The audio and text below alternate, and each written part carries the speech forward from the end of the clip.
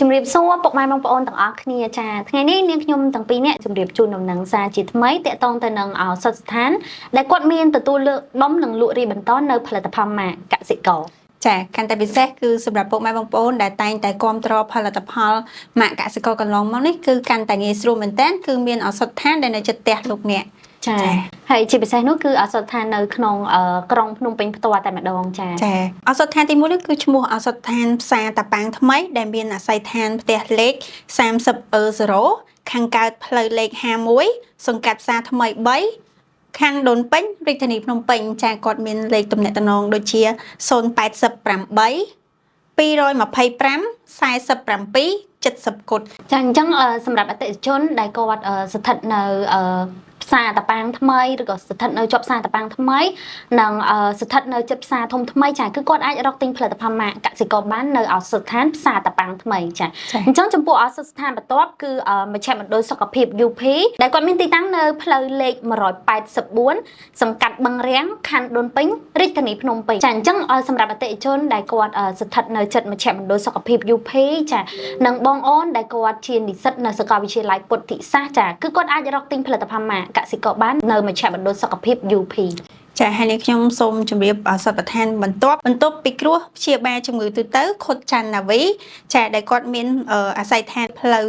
លេខ 29cc ផ្ទះលេខ121ផ្សារទូពងរភូមិត្រពាំងរំចេកសង្កាត់ចំចៅទី1ខណ្ឌពោធិ៍សែនជ័យរាជធានីភ្នំពេញចាហើយគាត់មានលេខទំនាក់ទំនងទៅដល់2ខ្សែតែម្ដងគឺ012 769 824 010 850និង851ឱសថដ្ឋានបន្ទាប់ទៀតនោះគឺឱសថដ្ឋានស័ក្តិសិទ្ធិចាដែលមានទីតាំងនៅខាងខេត្តតាកែវម្ដងចា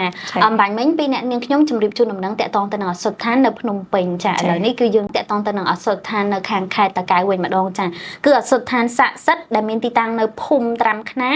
ឃុំសូភីស្រុកបាទីខេត្តតាកែវដែលគាត់មានលេខទំនាក់ទំនង012 978 436និងមួយខ្សែទៀត096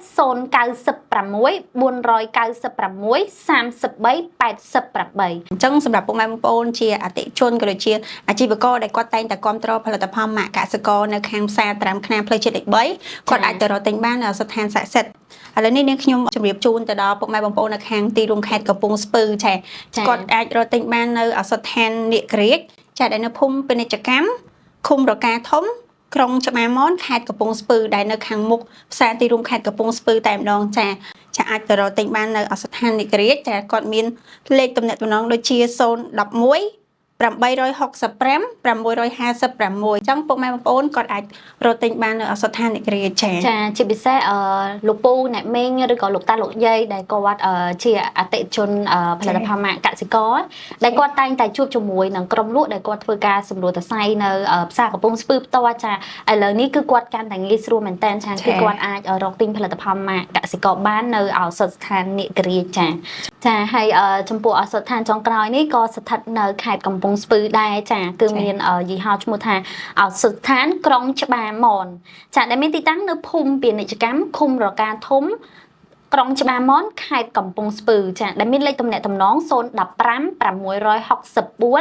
664 454ចំពោះនៅខេត្តកំពង់ស្ពឺវិញបើសិនជាអាជីវករលក់ដូរឬក៏លោកតាលោកយាយដែលគាត់តែងតែគាំទ្រផលិតផលម៉ាកកសិករណាចាគឺគាត់អាចរកទិញផលិតផលម៉ាកកសិករនៅទីតាំងឱសថដ្ឋានទាំងពីរបានចាហើយចំពោះអតិថិជនដែលគាត់មានចម្ងល់តាក់ទងទៅនឹងផលិតផលម៉ាកកសិករក៏ដូចជារបៀបប្រើប្រាស់ចាឬក៏គាត់មានចំណាប់អារម្មណ៍ចង់យកទៅលក់រាយក៏ដូចជាលក់ដុំបន្តនៅផលិតផលម៉ាកកសិករចាកុំភ្លេចធ្វើការទំនាក់ទំនងមកកាន់ Page កសិករចាសូមអរគុណ